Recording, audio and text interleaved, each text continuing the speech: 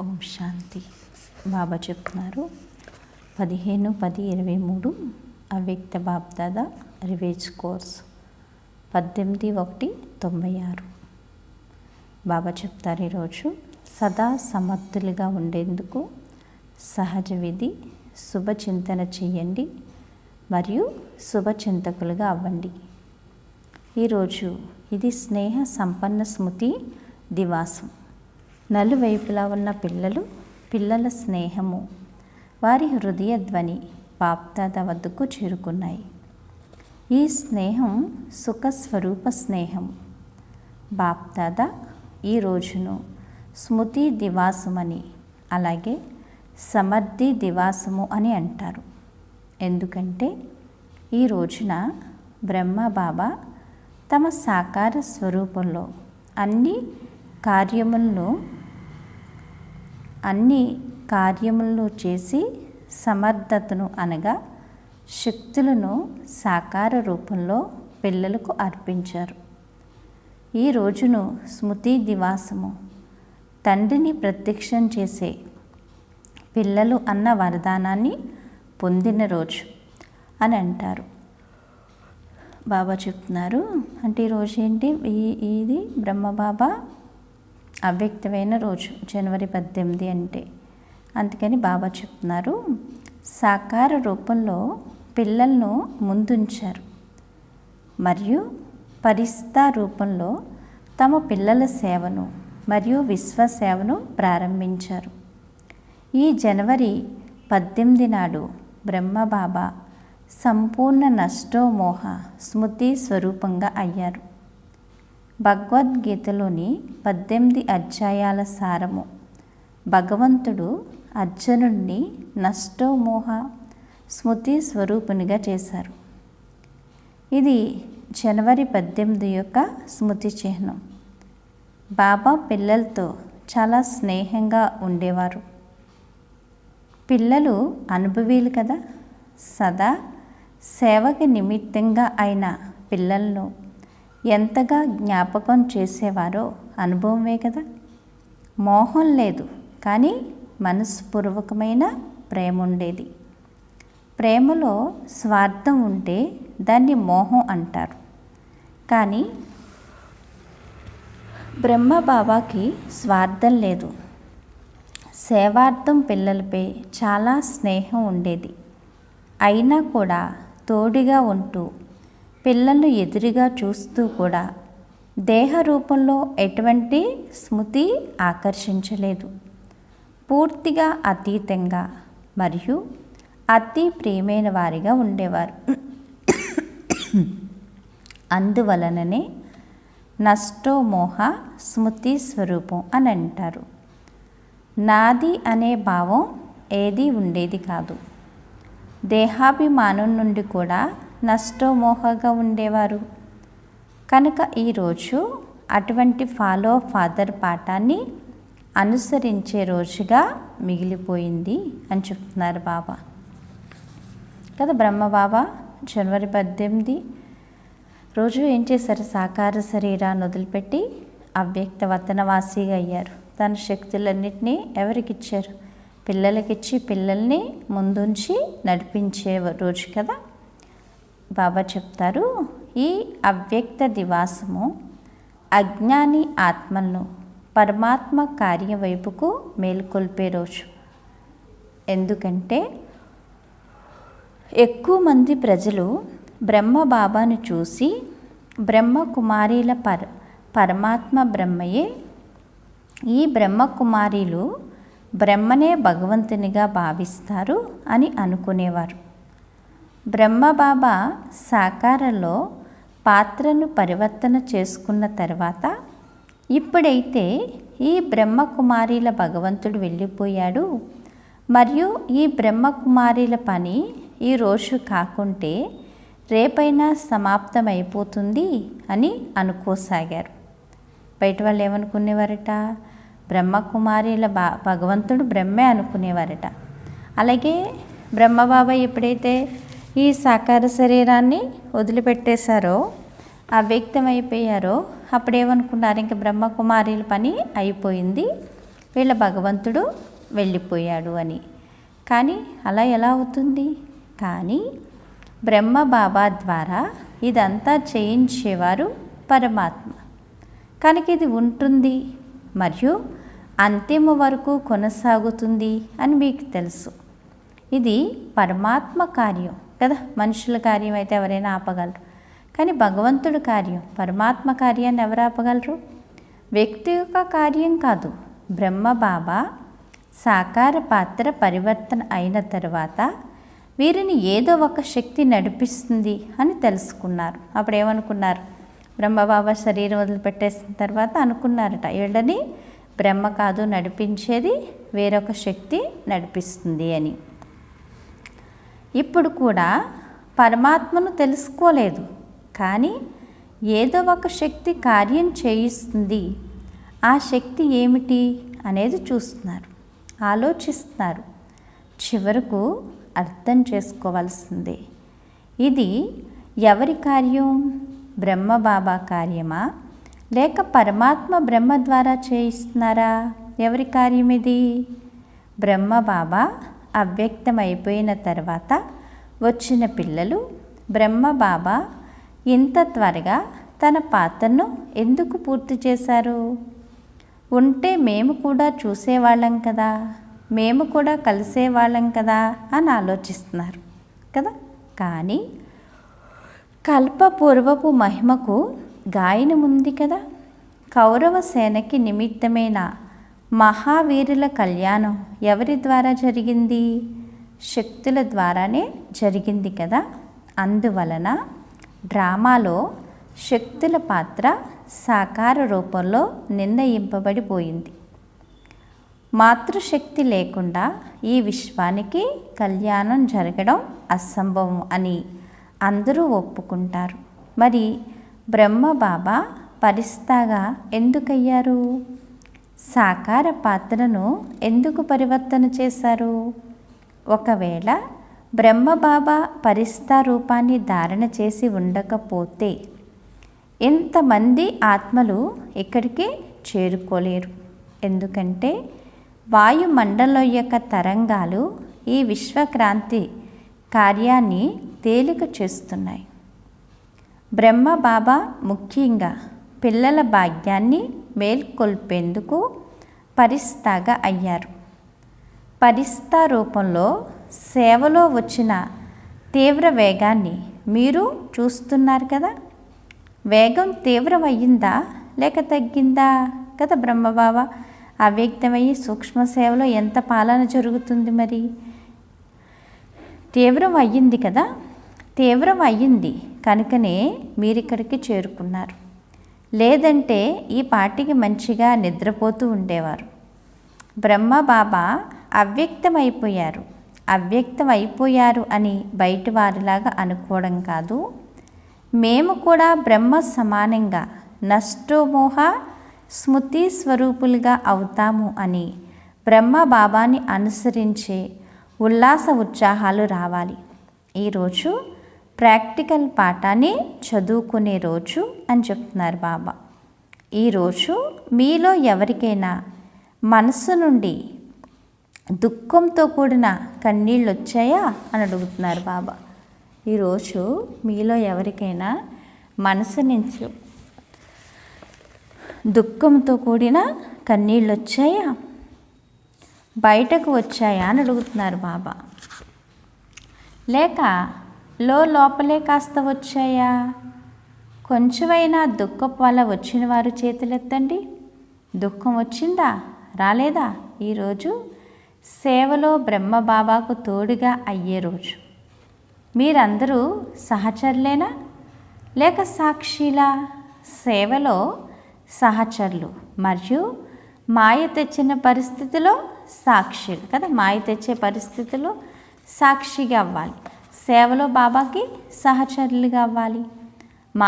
మాయకి స్వాగతం చెప్పారా లేక మాయకి స్వాగతం చెప్పారా లేక అయ్యో ఇలా అయిపోయిందేమిటి అని గాబరా పడుతున్నారా? కొంచెం కొంచెం గాబరా పడుతున్నారా అని అడుగుతున్నారు బాబా. మాయ యొక్క తేలికపాటి రూపాల గురించి అయితే మీకు కూడా తెలుసు కదా. వీళ్ళకి తెలిసిపోయింది అని మాయ కూడా అనుకుంటుంది. మాయ భయంకర రూపంలో వచ్చినా కూడా సదా సాక్షులుగా అయ్యి ఆటనాడండి. కుస్తీ ఆట ఉంటుంది కదా, చూసారా? లేక చూపించమంటారా కదా? కుస్తీ పోటీలు జరుగుతాయి, బలంగా గుద్దుకుంటారు. మరి అది మీరు చూసారా లేక చూపించమంటారా అని అడుగుతున్నారు. ఇక్కడి పిల్లలు చూసి చూపిస్తారు కదా, అలాగే మీరు కూడా కుస్తీ ఆటను ఆడుతున్నారు. ఎవరితోటి? మాయతోటి. మాయను బాగా కొట్టండి. ఇది ఆట, భయపడకండి. సాక్షిగా అయ్యి ఆట ఆడితే మజా వస్తుంది. మాయ వచ్చేసింది వచ్చేసింది అని అనుకుంటే భయపడతారు. మాయలో ఇప్పుడు కొంచెం కూడా శక్తి లేదు. బయటకు సింహంలా ఉంది, కానీ అది పిల్లి కూడా కాదు. కేవలం మిమ్మల్ని భయపెట్టడానికి పెద్దగా వస్తుంది. దానిని చూసి ఇప్పుడు ఏమవుతుందో అని అనుకుంటారు.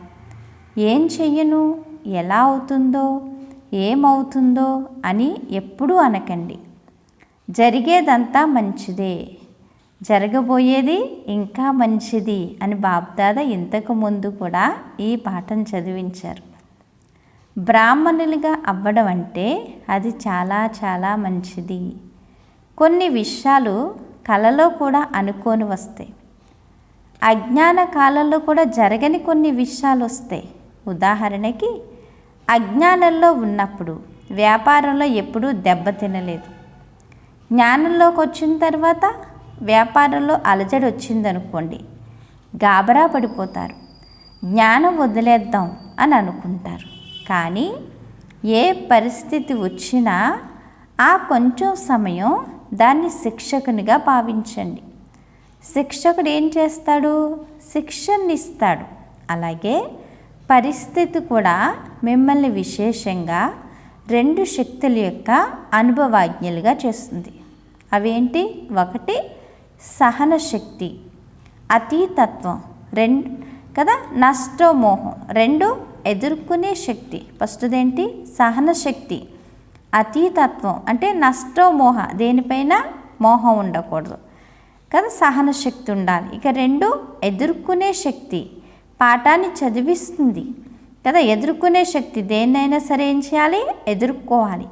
ఈ పరిస్థితి ఈ రెండు పాఠాల్లో చదివించడానికి వచ్చింది అని ఆ రెండు పాఠాలను ఇక ముందు కోసం కూడా నేర్చుకోండి. మేము నిమిత్త మాత్రలో, నాదంటూ ఏదీ లేదు అని అంటున్నారు. కదా, ఏదీ లేదు అని అంటున్నారు. బాబా చెప్తున్నారు, వచించడానికి అనడం లేదు కదా, మనసుతో అంటున్నారా, నిమిత్త మాత్రమేనా అని అడుగుతున్నారు బాబా. ఏదో అలా పైకి అంటున్నారా లేక మనసు నుంచి అంటున్నారా? అప్పుడప్పుడు గృహస్థులుగా, అప్పుడప్పుడు నిమిత్త మాత్రంగా అవుతున్నారా అని అడుగుతున్నారు కదా. బాబా ఏమన్నారు? మాతలు పిల్లలు, మీరు అప్పుడప్పుడు గృహస్థులుగా, అప్పుడప్పుడు నిమిత్తంగా అవుతున్నారా, ఎప్పుడు నిమిత్త మాత్రంగానే అవుతున్నారా? బాబా చెప్తున్నారు, కొత్త సంవత్సరంలో బాప్దాదాకు 3-4 ఆట బొమ్మలను ఇచ్చారట. ఆ బొమ్మల్లో ఒకవైపు తిప్పితే అన్నయ్య మగ బొమ్మ, మరొక వైపు తిప్పితే ఆడబొమ్మ వస్తుంది. ఒకే బొమ్మ మారుతూ ఉంటుంది. ఒక్క క్షణంలో ఒక విధంగా, మరొక క్షణంలో మరొక విధంగా అవుతుంది. మీరు అటువంటి బొమ్మ కాదు కదా. ఇప్పుడిప్పుడే గృహస్థులుగా, ఇప్పుడిప్పుడే మీ నిమిత్త మాత్రంగా ఉండడం లేదు కదా. కొద్ది కొద్దిగా అప్పుడప్పుడు అలా అవుతున్నారు. గాబరా పడుతున్నారా అని అడుగుతున్నారు బాబా. మీరు గాబరా పడితే వీరు గాబరా పడుతున్నారు అని మాయ అర్థం చేసుకుంటుంది. అందువలన గాబరా పడకండి అని చెప్తున్నారు బాబా. నిమిత్తంగా ఉండడం అంటే మొదటి నుండి అన్నీ వదిలిపోవాలి. నిమిత్తం అంటే అన్నీ బాబాకు అర్పణ చేసేశారు. ఇక నాది అనేది ఏముంటుంది? చేస్తాము, చేస్తాను, చూస్తాను అంటూ ఇలా నువ్వు అంటే గడబిడ అయిపోతుంది కదా. అంతా మంచిదే, మంచిగా అవ్వాల్సిందే, ఇది నిశ్చితం. బాబా ఏం చెప్తున్నారు చూడండి, అంతా మంచిదే, ఇది మంచిగా అవ్వాల్సిందే, ఇదైతే నిశ్చితం. దీనినే సమర్థ స్వరూపం అని అంటారు. ఈరోజు ఏ రోజు? సమర్థంగా నష్టమోహగా అయ్యే రోజు. బాబా చాలా గుర్తుకు వచ్చారని కేవలం పాట పాడడానికి కాదు, బ్రహ్మబాబా పరిస్థితిగా అవ్వడం డ్రామాలో పరమాత్మ కార్యాన్ని ప్రత్యక్షం చేయడానికి నిమిత్తమైంది. బ్రహ్మబాబా ఉన్నారా లేరా ఉన్నారు, కనిపించడం లేదా మరి బాబా అంటారు కదా. ఎందుకంటే దాన్ని కార్యం ఏం చేయాలి? ప్రత్యక్షం చేయాలి. బాబా చెప్తున్నారు, బ్రహ్మబాబా ఉన్నారా లేరా? ఉన్నారు కదా, కనిపించడం లేదు మరి కదా. ఎవరైతే తర్వాత వచ్చారో వారు చాలా ఎవరైతే తర్వాత వచ్చారో వారు చాలా అదృష్టవంతులు. ఎందుకంటే ఇప్పుడు సేవలో స్థిరమైన సాధనాలు లభించే సమయానికి వచ్చారు. బాబా ఏమంటున్నారు? ఇప్పుడు సేవలో స్థిరమైన సాధనాలు లభించే సమయానికి వచ్చారట. 60 సంవత్సరాలు వారు వెళ్ళి 60 సంవత్సరాలు వారు వెన్న తీశారు, మరియు వెన్న తినే సమయంలో మీరు వచ్చారు. ఈరోజు హిస్టరీ విని ఉంటారు. అంత శ్రమ మీరు చేసి ఉంటే పారిపోయి ఉండేవారు కదా. బాబా చెప్తున్నారు, దాదీలు చేసిన బాబా చేసింది, దాదీలు చేసిన సేవ మనం చేస్తే ఏం చేద్దరు? మీరు పారిపోయి ఉండేవారు అంటున్నారు బాబా. బాబా చెప్తున్నారు కదా, ఎందుకంటే ఇప్పుడు సేవలో స్థిరమైన సాధనాలు లభించే సమయానికి వచ్చారు.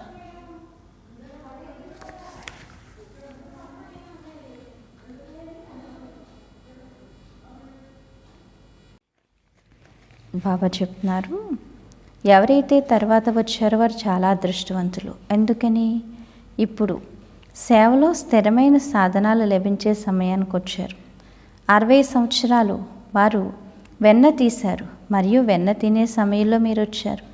ఈరోజు హిస్టరీ పని కదా, హిస్టరీ విని ఉంటారు. బాబా అంటారు, అంత శ్రమ ఏమీ చేసి ఉంటే పారిపోయి ఉండేవారు.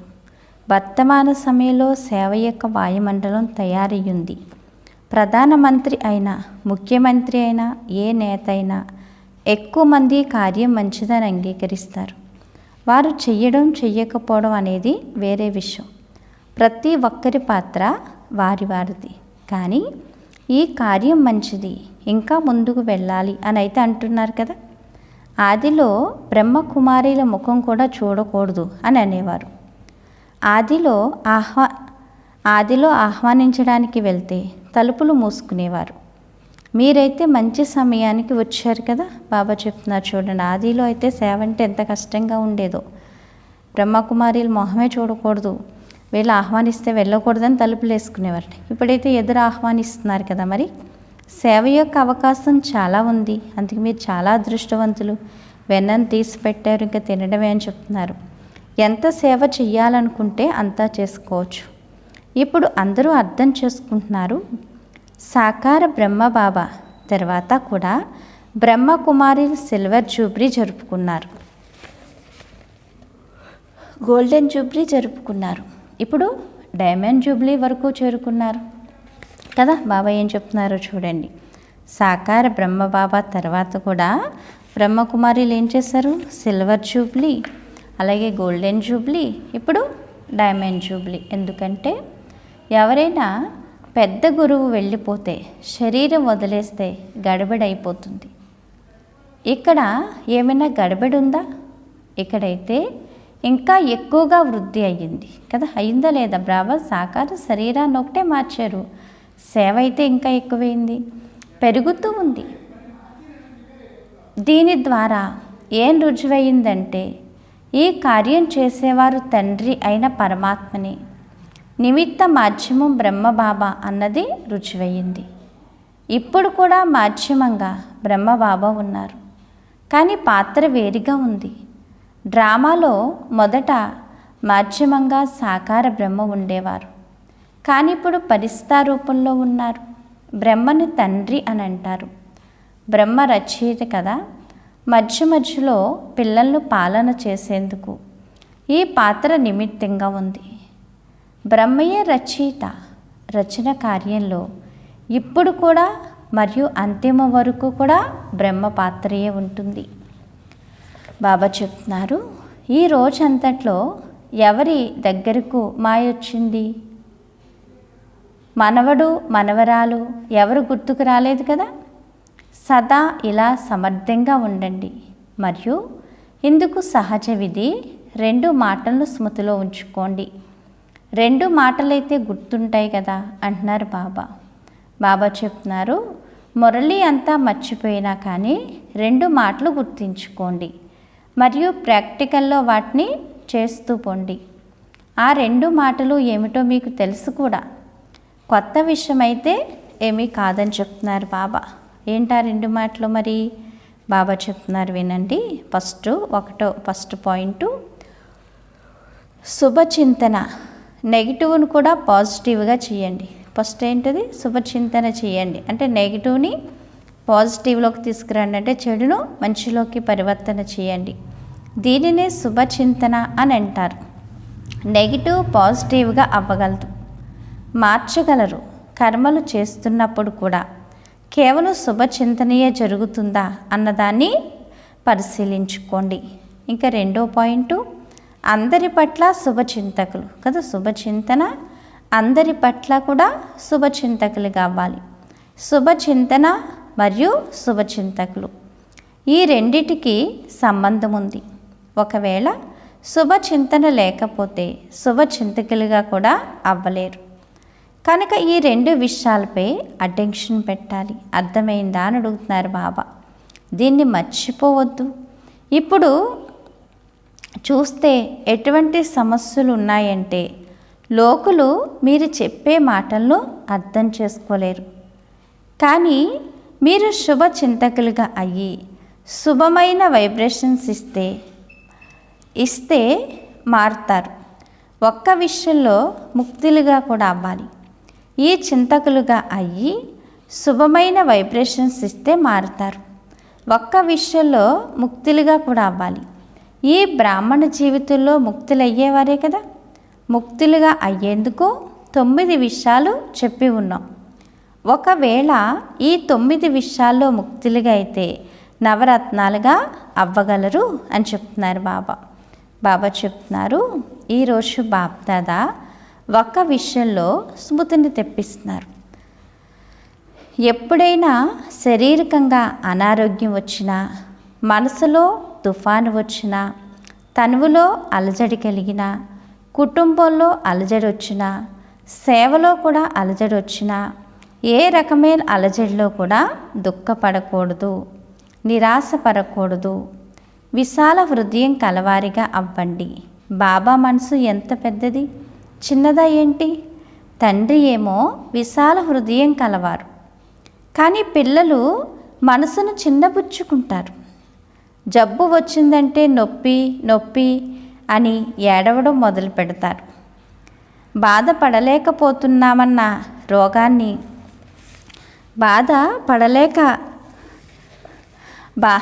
బాబా చెప్తున్నారు, ఏడవడం మొదలు పెడతారు. బాధ పడడమేమన్నా రోగాన్ని నయం చేసే మందా? రోగం పోతుందా చెప్పండి? బాధపడడం ఏమన్నా రోగాన్ని నయం చేసే మందా? రోగం పోతుందా లేక ఇంకా పెరుగుతుందా? లెక్కాచారం వచ్చింది, నొప్పి వచ్చింది, కర్మల ఖాతా వచ్చింది. కానీ దుఃఖపడడం ద్వారా రోగాన్ని ఇంకా ఎక్కువ చేసుకుంటారు. కనుక ధైర్యం కలవారిగా అయినట్లయితే బాబా కూడా సహాయకారిగా అవుతారు. అంతేకాని ఇలా ఉండడం కాదు, అయ్యో ఏం చేసేది అని ఏడుస్తూనే ఉంటారు. మళ్ళీ బాబా నుండి సహాయం ఏమీ లభించనే లేదు అని ఆలోచిస్తూ ఉంటారట. ఏమంటారట? బాబా నుండి మాకేమీ సహాయం లభించట్లేదు అని చెప్పి అంటూ ఉంటారట. నొప్పి అనుకుంటే తగ్గదు కదా అని చెప్తున్నారు. ఎవరైతే ధైర్యాన్ని పెట్టుకుంటారో వారికే సహాయం లభిస్తుంది. ముందు పిల్లల ధైర్యం, తర్వాత బాబా సహాయం.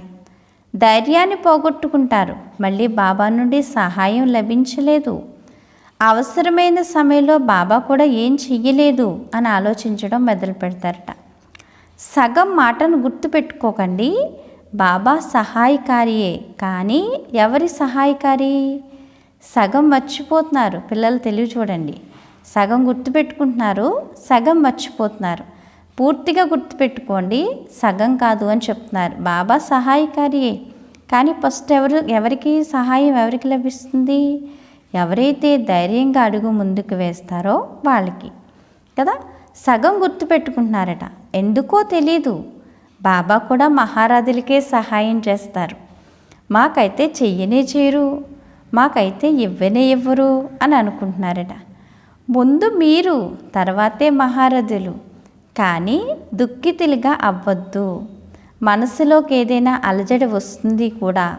అటువంటి సమయంలో నిర్ణయ శక్తి అవసరం, కానీ మీ మనసు బాబా వైపుకు ఉన్నప్పుడే ఆ నిర్ణయ శక్తి కూడా వస్తుంది. మీ అలజడిలో ఉంటే అవునా కాదా, అవునా కాదా అన్న అలజడిలోనే ఉండిపోతారు. కనుక మనసులో కూడా దుఃఖపడవద్దు కదా. మనసులో కూడా దుఃఖపడకండి. మనసులో దుఃఖం ఉన్నా, బుద్ధి బాబా వైపుకి లేకపోయినా నిర్ణయ శక్తి ఉండదు. అందుకని మనం కరెక్ట్ నిర్ణయం తీసుకోవాలి అంటే మనసా వాచా కర్మన పరమాత్మను ఎప్పుడైతే మనం ప్రేమగా తలుచుకుంటామో అప్పుడు బాబా యొక్క సహాయం మనకి అనుభవం అవుతుంది. అప్పుడు బాబా చెప్తారు మనం ఎలా చేయాలి, ఏం చేయాలి అనేది. మనసులో కూడా దుఃఖపడద్దు. ధనం కూడా కింద మీద అవుతుంది. కోటీశ్వర్లకి అలా జరుగుతున్నప్పుడు వారి ముందు మీరెంత? అదైతే జరగవలసిందే. కానీ ఎవరైతే బాబా సహచరులుగా ఉంటారో, సత్యమైన వారో, వారికి ఎటువంటి పరిస్థితిలోనైనా బాప్దాదా పప్పు రొట్టె తప్పకుండా తినిపిస్తారు. థ్యాంక్ యూ బాబా. రెండు కూరలు తినిపించకపోయినా పప్పు రొట్టె అయితే తినిపిస్తారు అన్న ఈ నిశ్చయం మీకు పక్కాగా ఉంది. కానీ పనిలో అలసిపోయి అలా కూర్చుండిపోయి ఇప్పుడు బాబా పప్పు రొట్టె తినిపిస్తారు అని అనుకోకండి. ఇటువంటి సోమరులకు, బద్ధకస్తులకు అవి లభించవు. ఇక సత్యమైన మనసును చూసి స్వామి సంతోషిస్తారు కదా. సత్యమైన మనసుకి బాబా ఏం చేస్తారు? సంతోషపడతారని చెప్తున్నారు బాబా. ఎందుకంటే మనం ఎప్పుడైతే సత్యమైన మనసుతో మనం సేవ చేస్తామో, సత్యమైన మనసుతో బాబాని స్మృతి చేస్తామో, అలాంటి పిల్లలకి అంతిమ వరకు బాబా ఏ లోటు రాకుండా చూస్తానని చెప్తున్నారు. సోమరులుగా, బద్ధకస్తులుగా అయితే బాబా సహాయం మనకు అనుభవం కాదు. ఇక సత్యమైన మనసును చూసే స్వామి సంతోషిస్తారట. కుటుంబాల్లో కూడా గొడవలు వస్తూ ఉంటాయి. అతి తర్వాత అంతమవుతుంది అని మీరు అంటారు కదా, ఇలా చెప్తారు కదా. సమయం అతిలోకి వెళ్తుంది, వెళ్ళాలి కూడా. కుటుంబంలో గొడవలు, ఘర్షణలు లేకుండా ఉండవు. బాబా చెప్తున్నారు ఉంటాయి, కానీ మీరు నిమిత్త మాత్రంగా అయ్యి, సాక్షులుగా అయ్యి పరిస్థితిని బాబా శక్తితో పరిష్కరించండి. గృహస్థులుగా అయ్యి ఆలోచించినట్లయితే ఇంకా ఎక్కువ గడబిడవుతుంది. ముందు పూర్తిగా అతీతంగా ట్రస్టీలుగా అవ్వండి. నాది అనే భావం ఉండకూడదు అని చెప్తున్నారు బాబా. ఈ నాది అన్న భావం, నా పేరు పాడైపోయింది, నన్ను నిందిస్తారు, నా పిల్లలు, నేను, నా అత్తగారు నన్ను ఇలా చేస్తుంది కదా. ఈ మేరాపన్ను ఉండకూడదు. నాది అన్న భావం వచ్చినప్పుడే అన్ని విషయాలు వచ్చేస్తాయి. నాది అన్నది ఎక్కడొస్తుందో అక్కడ బుద్ధి భ్రమిస్తుంది, మారిపోతుంది. ఎక్కడైనా సరే బుద్ధి అలజడిలోకి మారిపోయింది అంటే అక్కడ నాది అనే భావం ఉన్నట్లు భావించండి. దానిని పరిశీలించుకోండి. ఎంతగా బాబా చెప్తున్నారు, ఎంతగా పరీక్షించాలనుకుంటే అంతగా అలజడిలోకి తీసుకొస్తుంది. కనుక అన్ని విషయాల్లోనూ ఎలా అవ్వకూడదు? దుఃఖీలుగా అవ్వకూడదు. ఎలా అవ్వరు? దుఃఖీలుగా. కేవలం ఇలా అనడం కాదు, చెయ్యాలి కదా. అనడం కాదు, వినడం కాదు, చెయ్యాలి. ప్రాక్టికల్గా మన జీవితాన్ని మనం తయారు చేసుకోవాలి. భగవంతుడు పిల్లలు, బాబా చెప్తారు, భగవంతుని పిల్లలు, ఇదైతే మీ దృఢమైన ప్రతిజ్ఞ కదా, దీనిని మాయ కూడా చలింపచేయలేదు. ఇదే మీ దృఢమైన ప్రతిజ్ఞ. నిశ్చయం అయినా కానీ భగవంతుని పిల్లలు కూడా దుఃఖీలుగా అయిపోతే ఇక విశాల హృదయాన్ని పెట్టుకునేవారు ఎవరుంటారు చెప్పండి? వేరే ఇంకెవరైనా ఉన్నారా అని అడుగుతున్నారు. భగవంతుడి పిల్లలే విశాల హృదయం లేకపోతే, అన్నిటికీ వశీభూతం అయిపోతే ఇంక వేరే ఎవరైనా ఉన్నారా అని అడుగుతున్నారు బాబా. మీరే కదా ఉన్నది, మరి ఏం చేస్తారు? ఇప్పుడు సమర్థులుగా అవ్వండి. మరియు పిల్లలు తండ్రిని ప్రత్యక్షం చేస్తారు అన్న పాఠాన్ని పక్కా చేయించండి. కచ్చాగా కాదు, పక్కాగా చేయండి. అందరూ ధైర్యవంతులే కదా, ధైర్యం ఉందా?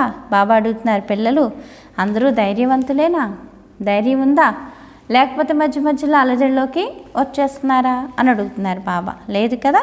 అచ్చా, నలువైపులా ఉన్న సర్వసమర్థ ఆత్మలకు, సర్వ మాయాజిత్ ప్రకృతిజిత్ ఆత్మలకు, సదా తండ్రిని ప్రత్యక్షం చేసే పిల్లలకు, సదా మనసును సంతోషంగా పెట్టుకునే పిల్లలకు బాప్దాదాల ప్రియ స్మృతులు మరియు నమస్తే. ఈరోజు విదేశీ పిల్లలు చాలా ఎక్కువగా గుర్తొస్తున్నారు. నలువైపులా అందరి మనసులు మధువనంతో ముడిపడి ఉన్నాయి. బాప్దాదా కూడా పిల్లలందరినీ ఎదురుగా చూస్తూ విశేష స్మృతి మరియు సేవలకు చెందిన ప్రియ స్మృతులు ఇస్తున్నారు. నవరత్నాల్లోకి వచ్చేందుకు బాప్దాదా 9 విషయాల్లో ముక్తులుగా అవ్వాలన్న సూచన ఇచ్చారు. అవి ఇవే అని చెప్తున్నారు బాబా. చూడండి, 9 విషయాలు చెప్తున్నారు బాబా. ఫస్ట్ది క్రోధముక్తులు, రెండవది వ్యర్థ సంకల్పాల ముక్తులు, మూడవది మోహముక్తులు, నాలుగవది పరమతం, పరచింతన మరియు పరదర్శన ముక్తులు, 5 అభిమానం మరియు అవమానాల నుండి ముక్తులు, 6 గొడవలు గడబడి నుండి ముక్తులు, 7 వ్యర్థ మాటలు డిస్టర్బ్ చేసే మాటల నుండి ముక్తులు, 8 అప్రసన్నత ముక్తులు, 9 దుఃఖం నుండి ముక్తులు. అర్థమైందా? బాబా 9 పాయింట్ల నుంచి కూడా ఏమవ్వండి? ముక్తులుగా అవ్వండి. ఈ నవరత్నాల నుంచి, ఈ 9 పాయింట్ల నుంచి మీరు 9 విషయాల నుంచి ముక్తులు అవుతే నవరత్నాలుగా అయిపోతారు అని చెప్తున్నారనమాట. సూచన: ఈరోజు అంతర్జాతీయ యోగా దివాసమైన 3వ ఆదివారం.